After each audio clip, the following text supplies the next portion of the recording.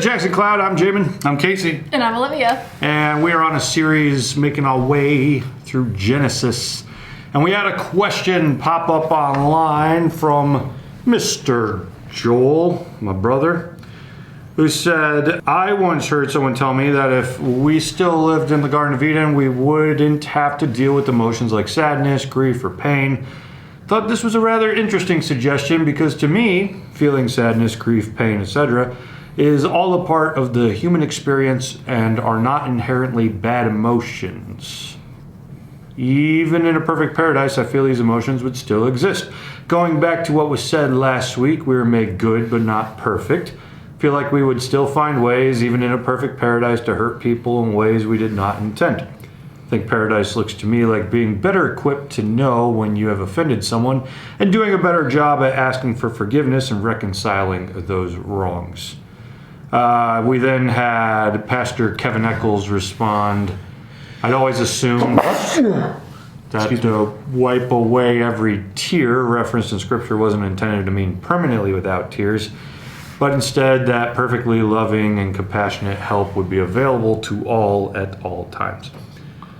Olivia as well was thinking over it, and so now I thought we'd all kind of think together about the Garden of Eden. Would there have been, and I don't know if we're being a scriptural or philosophical or what today, but I think it lends itself to good conversations and will also help us get into the Easter conversation of yesterday if we kind of hop into this, since Easter is a return to the Garden of Eden. So, first off, do you guys have any thoughts that come to mind? Would there have been pain and grief in the garden and all of that, or are we thinking perfect paradise? So, in my line of thinking, I believe that sadness and pain are not side effects of the fall. They're just emotions that we, like Joel put it, like they're part of the human experience. I think that because of the fall, we experience them differently now than maybe how we were intended to. So maybe sadness wouldn't be such a painful experience in paradise, but it would still be an experience that we would go through. I didn't want to use experience for a third time in one sentence. I don't know. It does seem like an interesting question because there are parts of pain and things that create your frame of reference which are very beneficial. Mm-hmm. Yet, if they didn't exist and your frame was smaller, would it then just change the magnitude of the highs and lows that you see? So like, would your grief just be less? You still feel it, but it would be less. Or would your happiness also then be less because you don't have the comparison of the deep valley of as much grief because of the smaller window? Philosophy. That's where I try to approach it from. So I feel like the original intent was not to feel the depths, even though it was available. If our frame of reference was less, we would still feel a portion of it, but not the entire magnitude. So have you ever heard the expression, a good cry? Typically it's used in, I just want to have a good cry. Like, I'm going to go watch that sad movie and have a good cry. No, that doesn't exist. Casey doesn't cry. I've had your good cry before. Yeah, okay. So this is going to be my point. Sorry that Casey has no frame of reference for my point. But, like, sometimes you watch a sad movie because you want to feel the emotions, but you don't feel bad from the sad movie. You still feel sadness, but in a good way.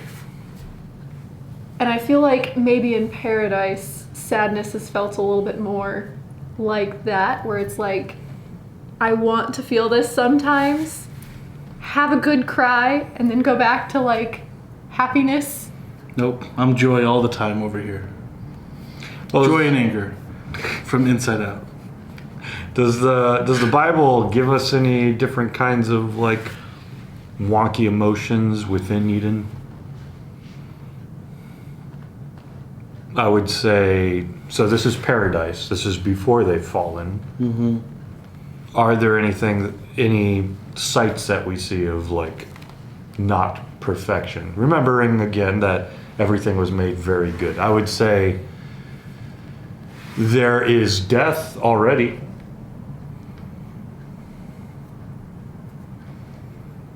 Is one possible way to kind of translate what's going on is death already exists in the world. The way in which humanity gets to avoid it is by how? Being so close to God? Being so close to God, and within God's presence exists the tree of life.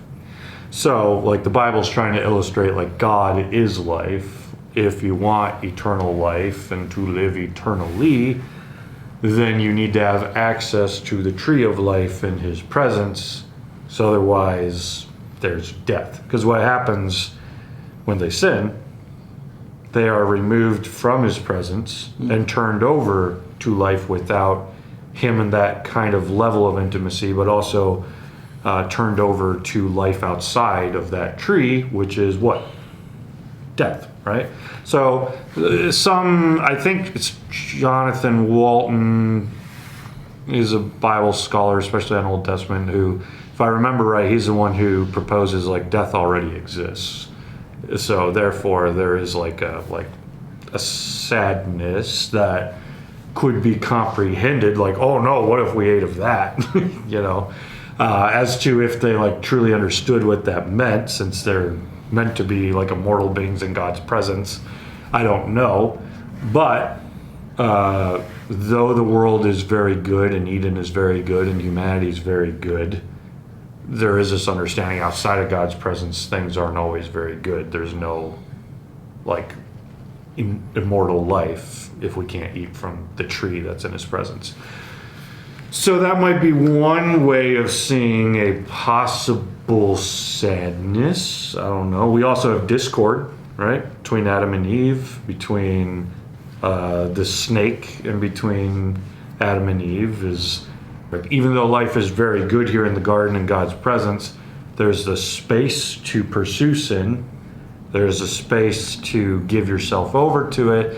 And after Eve does, then Adam as well, like there's this discord, like you should try this, so weren't we not supposed to eat that, you know, like, and then both of them giving themselves over to it. So I guess we could say to some extent, looking at the garden, we already see some possible vignettes of things not always feeling perfect, so to say.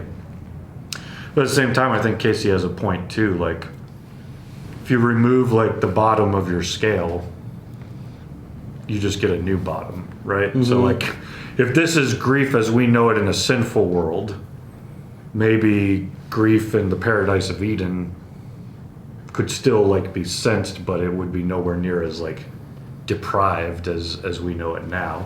So maybe there's an influx. But. Well, I mean, or even like think of it musically, because you know you just raise the octave. So even though our lows would not be as low, our highs might even be higher. This guy with the good analogy, I like that.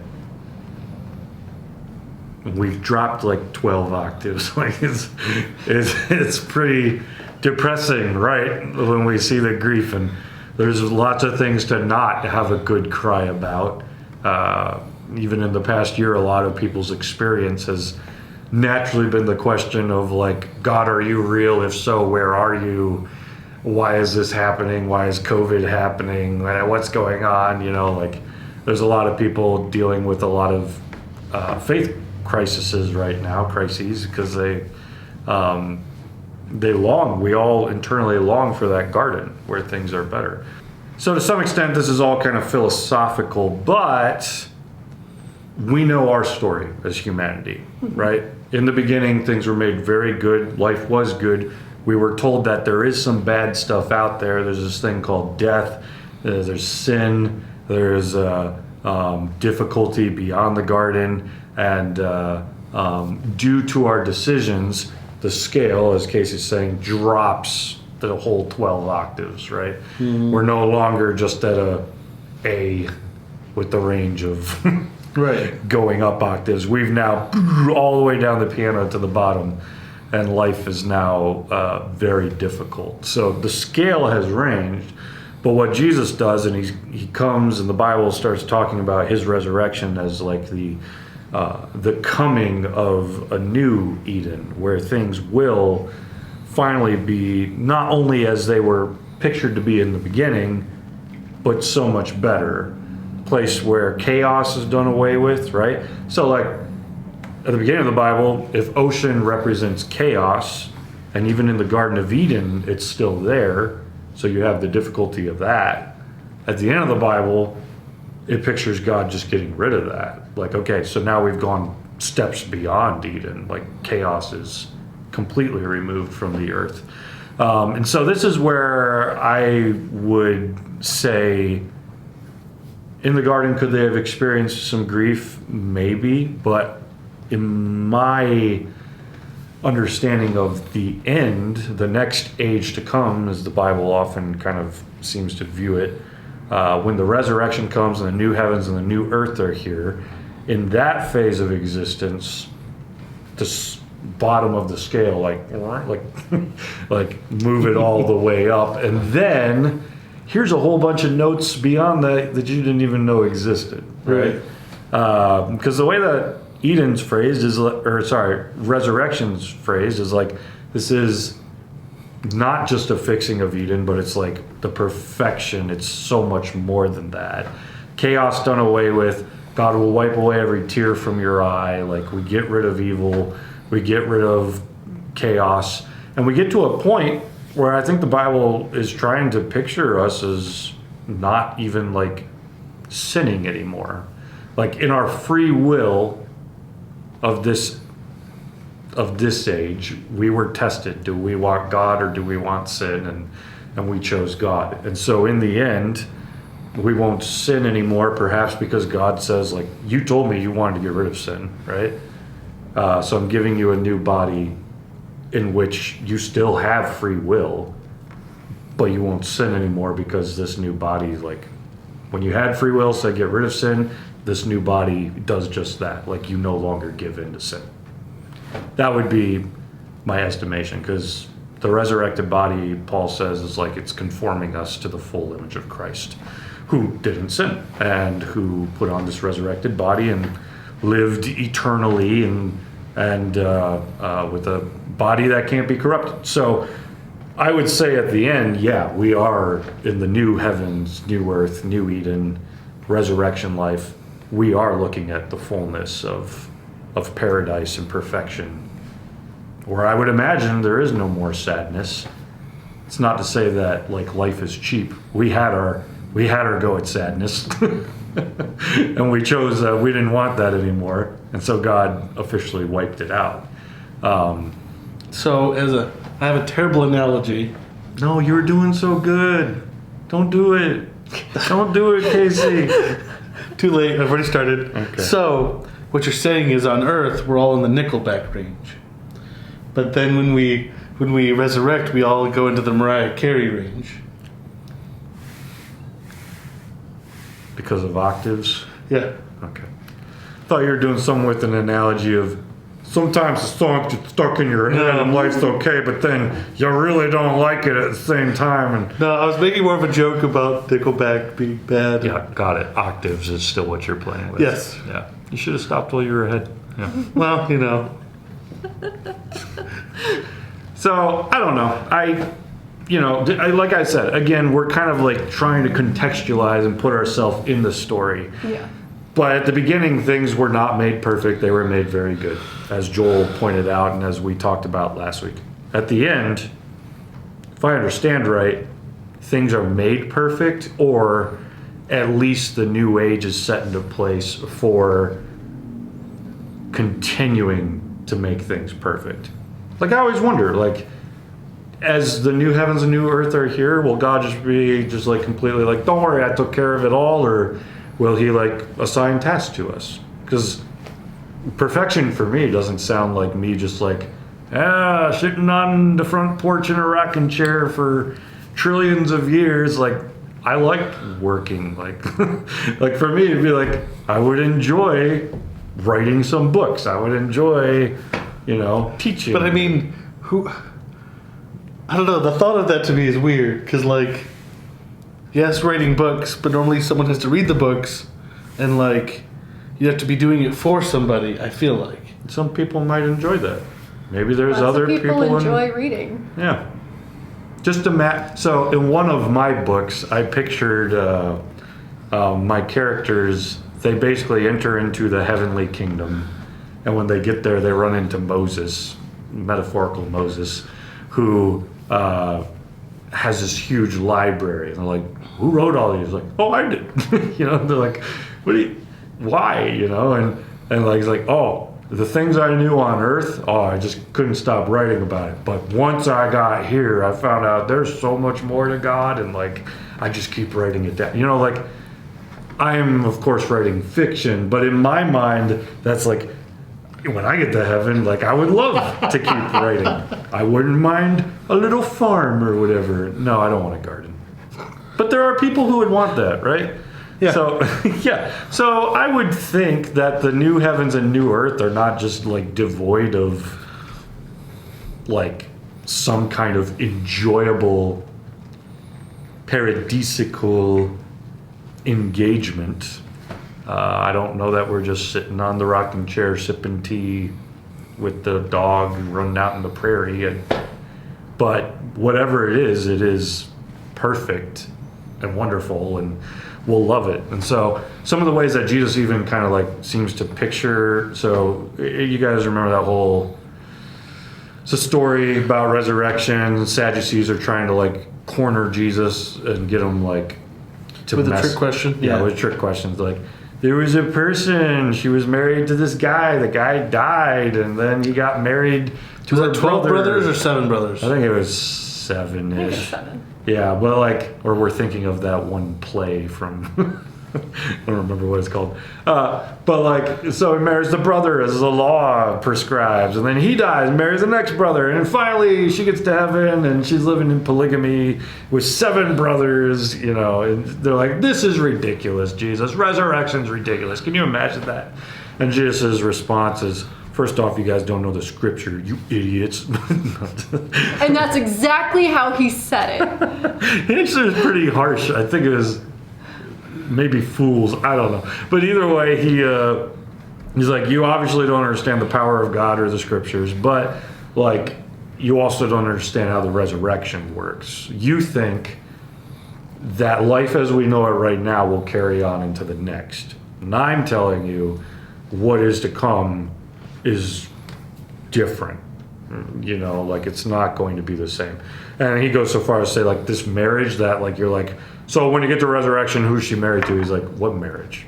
Like, in our minds, we're like, whoa, hang on. That's how life operates. Like, marriage, like, that's a normal experience. Sex, marriage, these things are all memories. Yeah, part of the human experience.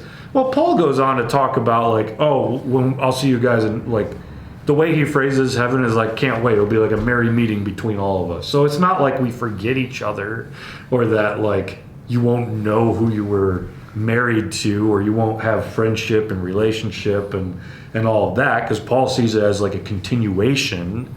But at the same time, it's kind of a discontinuation as to how it works. It doesn't match the society as we know, which means, like, are sex and marriage bad things in the Bible? No. Well, okay, so they can be abused, right? Well, yeah. But they are good things put in place by God literally at the start of the whole thing, right? Get married, have children, this is the command, and fill the whole earth with children, right? This has gone a long way from the start of the original point.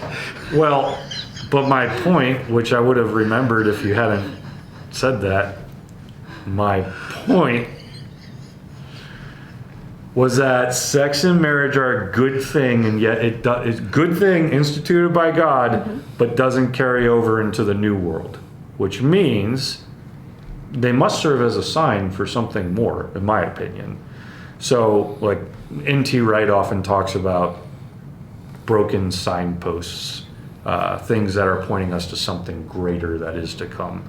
And so, if marriage can be great when it's working right, if marriage can be great, but it doesn't exist in the resurrection, what must it be pointing to that's so much better, right? If God's like, we don't even need that anymore in the resurrection, then what must be like this amazing thing that is to come? If sex is pretty great, but it doesn't exist in the, good job not breaking faces there. If sex is pretty great, but it doesn't exist in the life that is to come, which would upset many people, I would think, then what is coming that is so much better than that? What is it pointing towards? You know, the pictures that the Bible paints is like Jesus gets married to the church. And this is where I know the analogies start to feel like perverted and wrong. But like whatever this intimacy that we finally find with God that was offered to us at the start, that we failed to keep because of our sin, when it comes, and it comes in its fullness, not even just in an Eden kind of way, but in its fullness, where God himself dwells on the earth and lights the whole thing up, whatever that is going to be perfect, right? When all the bad stuff is removed, not just from us, but from the earth, whatever is coming, I would say is great. I don't know that there still won't be some fluctuation of emotion, but in Casey's analogy, right, we're never going to fall to that same depth that we used to. So, and I'll throw one last thing in since I'm just going now. N.T. Wright proposed this when writing about Revelation. I love the idea. There's some weird stuff in Revelation that is. that was our last series. No, we never did a series in this Jackson Cloud Revelation. There's lots of weird stuff in Revelation, but there's also weird stuff that happens after the new heavens and new earth are installed. Right? There's Armageddon, where Satan is taken care of and the enemy is wiped out, but also not wiped out. And then like the new heavens and new earth start, kind of, it seems. But Satan still exists because he needs to hang around for like another 1,000 years or something for some reason. And then they attack the heavenly city and then they're wiped out. I'm like, what is this lull between like, hey, we almost, Armageddon like almost ended everything, but hang on, we needed like another 1,000 years or so. Like, what is that? N.T. Wright's proposal, this is just again philosophy, but it's the only thing I've heard that's like, oh, that's good. Is like, what if like that's the time with our new resurrected bodies where we still have a chance to turn over to sin, to join Satan, to join this next army that rises up against us, and we find, oh hey, we can't anymore. You know, like like a let me show you just how real this like resurrected body does not struggle with that. This new paradise is so good you would never turn back to that. Ooh, what if these like 1,000 years are just like still out there? You want to go for it? No. You know, like you got the free will, you choose it. In resurrection, we're just like, no, like that's stupid. We did that before. I ain't taking the scales back down, you know? So again, is that what's going on there? I don't know, but I love that idea. Because if you're like me, every day you're like, oh, why'd I do that? I wish I wouldn't have done that. I wish I could be better. And there's this hope, not just hope, but a guarantee that one day that will be the case. Anyways, I didn't think we would have much to say to Joel's question, and now I've talked for 20-something minutes. So. And I don't think it was all about Joel's question, but at least it was fun. It was close. I mean, it kind of went around and did a thing. We circled back. It was fun. Yeah. Also, did we get permission from Joel to use his question? He's my brother. That is permission. So with all that being said, Easter was yesterday at the time that this is airing, and Easter is about resurrection life. Jesus puts on the resurrected body and goes into heaven waiting, and when he comes back, he will bring new heavens, new earth with him. And that's what we've talked about today. starting with Joel's question of what was it like back then. So, did we go full circle or was this just gibberish? Leave a comment below, let us know. As well as, Be sure to talk about stuff in the Discord, as well as like, subscribe, share our page, and also let us know what your favorite Easter basket present that you got was. And also, hit that little bell for notifications. and also, I think we got it all, Jamin. we're just gonna play the credits.